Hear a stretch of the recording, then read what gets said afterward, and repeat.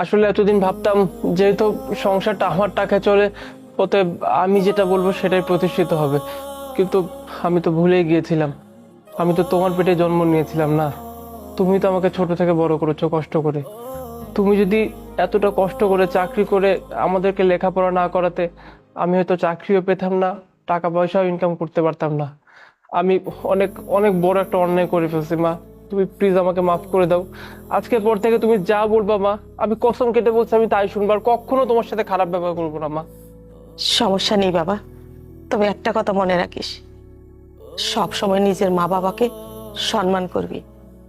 কারণ ওরা সারা জীবনের জমানো পুঁজি থেকে নিজের সন্তানদের জন্য খরচ করে। কেন করে জানিস? জানি নিজের সন্তান মানুষের মতো মানুষ হতে পারে। আমি মানছি আমি রিটায়ার্ড করেছি, কিন্তু রিটায়ার্ড হওয়ার মানে কি জানিস? শেষ